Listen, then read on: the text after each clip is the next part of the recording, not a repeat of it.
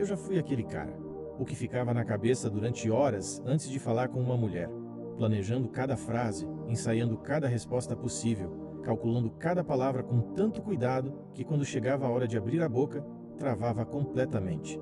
E quando não travava, saía uma versão de mim que não era eu. Era um personagem, uma versão fabricada, tensa, desesperada para causar boa impressão. E as mulheres sentiam isso, sempre sentiam. Não sei explicar como, mas sentiam. Demorei muito tempo para entender o que estava errado, porque na teoria eu estava fazendo tudo certo. Era educado, era atencioso, falava coisas legais, me esforçava. Mas o esforço era visível demais, e esforço visível demais parece desespero. Hoje eu vou te contar o que aprendi. Não de um livro, não de um curso. Aprendi errando, observando, levando fora, tentando de novo. E se você já se viu nessa situação, travado, calculando, desesperado para agradar, esse vídeo é para você. Tinha uma menina, vou chamar ela de Ana. Ana era exatamente o tipo de pessoa que me deixava completamente idiota. Bonita, segura, do tipo que entra numa sala e todo mundo percebe. E eu queria tanto causar uma boa impressão que fazia exatamente o oposto do que devia. Ficava inclinado para ela durante a conversa, concordava com tudo, ria de coisas que não eram engraçadas, desviava do assunto cada vez que ela parecia entediada, tentava ser interessante a cada frase, e ela foi perdendo o interesse em tempo real. Eu via acontecer e não sabia parar. Depois dessa situação fui pensar no que tinha dado errado, e aí caiu a ficha. Eu tinha colocado ela num pedestal, não conscientemente, mas no meu comportamento estava escrito em letras grandes: você é mais importante do que eu. Preciso da sua aprovação. Estou aqui para te impressionar. E ninguém, homem ou mulher, se sente atraído por alguém que parece desesperado. A partir daí, comecei a mudar uma coisa simples. Comecei a lembrar de um fato básico que esquecia toda vez que ficava nervoso. Ela é apenas um ser humano. Não um troféu, não um objetivo, não uma prova que eu precisava passar. Um ser humano, com inseguranças, com dias ruins, com momentos estranhos, com defeitos que eu ainda não conhecia. Quando comecei a entrar nas conversas com essa mentalidade, tudo mudou. O que eu descobri sobre atração? Depois desse episódio com a Ana, comecei a prestar mais atenção, não nas mulheres, em mim mesmo, no que eu comunicava antes mesmo de abrir a boca. E descobri algo que ninguém tinha me explicado direito. Atração não é racional. Ela não decide gostar de você porque você listou suas qualidades. Não decide porque você provou que é inteligente ou bem-sucedido. Não decide porque você disse as palavras certas na ordem certa. A atração é uma resposta automática a comportamentos, a energia, a como você se posiciona no mundo. Pensa assim: existe uma parte inconsciente da mente de qualquer pessoa que está sempre avaliando quem está na frente dela, procurando sinais, tentando entender que tipo de pessoa você é. E essa parte não ouve o que você diz. Ela observa o que você faz. Se você age como alguém que acredita ter valor, ela capta isso. Se você age como alguém que precisa desesperadamente de aprovação, ela capta isso também. E o problema é que você não consegue fingir, não por muito tempo, porque o corpo fala o que a boca esconde. Eu tentei fingir por anos, tentei parecer confiante quando não estava, e as conversas tinham sempre aquela tensão estranha, aquele clima de entrevista de emprego onde eu era o candidato e ela era a entrevistadora. Quando parei de fingir e comecei a trabalhar de verdade em como eu me via, as conversas ficaram completamente diferentes. Quando comecei a estudar esse assunto, encontrei milhares de regras sobre linguagem corporal. Cabeça erguida, ombros para trás, não cruza os braços, mantém contato visual por exatamente 3 segundos, não coloca as mãos no bolso. Tentei seguir tudo isso e ficou pior, porque agora eu estava tenso e ainda tinha que lembrar de 15 regras ao mesmo tempo.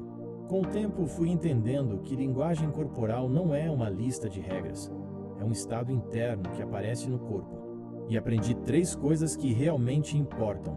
A primeira: para de se inclinar para ela. Eu fazia isso o tempo todo sem perceber. Ficava me aproximando, me curvando, como se precisasse chegar mais perto para ser ouvido. E isso comunicava interesse excessivo, comunicava ansiedade. Aprendi a ocupar meu próprio espaço, a conversar de onde estou, sem precisar me aproximar para mostrar que estou interessado. A segunda: para de buscar aprovação em tempo real. Você conhece esse comportamento. É quando você diz algo e imediatamente olha para ver se ela aprovou, se ela riu, se ela concordou, se ela pareceu impressionada. É a versão adulta de mostrar o desenho para a professora esperando um elogio. Parei de fazer isso. Comecei a falar e deixar o que foi dito existir por conta própria, sem ficar monitorando a reação. A terceira e mais importante, fica confortável. Isso parece óbvio, mas mudou tudo para mim. Pensa em como você fica quando está com um amigo de infância. Você não mede cada palavra, não pensa na postura, não calcula cada frase. Você simplesmente existe naquele espaço. É exatamente isso que você precisa trazer para uma conversa com uma mulher.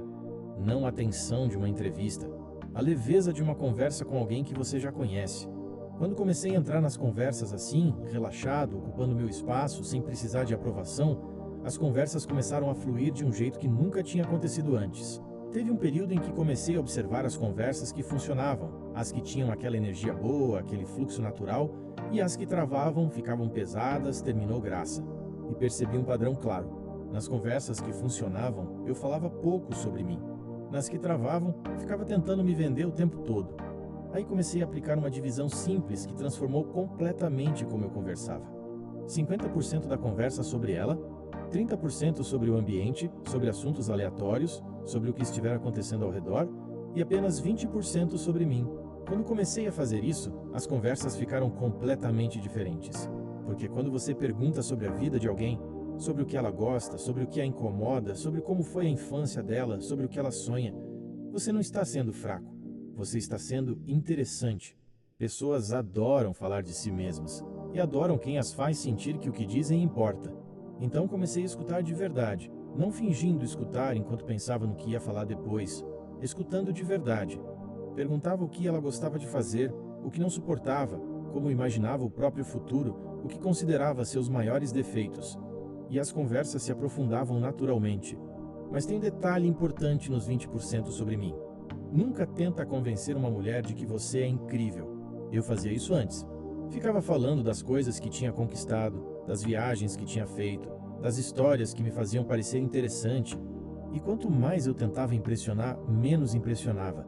Aprendi a contar histórias leves, situações engraçadas, momentos em que eu mesmo me ri de mim, pequenos fracassos que viraram piada. Isso comunica algo muito mais poderoso do que qualquer conquista. Comunica que você está confortável consigo mesmo, que não precisa provar nada para ninguém. Por muito tempo eu achei que ser misterioso significava ser frio, dar respostas curtas, fingir que não estava interessado. Resultado? Parecia antipático, as conversas morriam. Depois entendi o que mistério de verdade significa. Não é fingir, não é ser arrogante. É simplesmente não entregar tudo sobre você nos primeiros 5 minutos. Sabe aquele cara que quando você pergunta qualquer coisa ele responde com uma enciclopédia? Explica tudo, detalha tudo, não deixa nada para imaginar? Eu era esse cara. Comecei a brincar com as perguntas antes de responder. Quando ela perguntava onde eu trabalhava, em vez de responder direto, eu dizia: "Calma, a gente acabou de se conhecer e você já começou a entrevista?" Quando perguntava o que eu ia fazer no fim de semana, tenho um plano secreto. Ainda não posso revelar. Quando perguntava meu nome, tenta adivinhar. Se acertar, ganha um prêmio. Não para fugir das perguntas para sempre, mas para criar um clima leve, descontraído, onde ela ficasse curiosa para saber mais. E curiosidade é o começo de tudo. Tem uma última coisa que aprendi e que mudou muito como eu reagia nas conversas. Às vezes, no meio de uma conversa que está indo bem, acontece algo inesperado. Ela faz um comentário que parece uma provocação. Ou diz que não está interessada com um sorriso no canto da boca, ou testa para ver se você vai mudar de comportamento. Eu costumava entrar em pânico nesses momentos. Ficava nervoso, tentava me justificar, mudava completamente de postura para tentar recuperar o terreno perdido. E perdia tudo que tinha construído na conversa. Depois entendi que esses momentos são testes, não necessariamente conscientes, mas testes. E a única resposta certa é não mudar. Se ela diz que não está muito interessada, você pode responder com leveza: "Eu já imaginava. Acho que sou muita areia para o seu caminhão." E seguir em frente sem drama. Porque o que ela está observando não é o que você diz. É se você mantém a mesma energia quando as coisas ficam um pouco desconfortáveis. Homem que perde a compostura no primeiro sinal de resistência comunica que sua confiança era frágil, era performance. Homem que continua igual comunica que sua confiança é real. E confiança real é irresistível.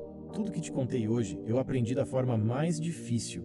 errando, levando fora, ficando travado em momentos que eu queria ter me saído melhor.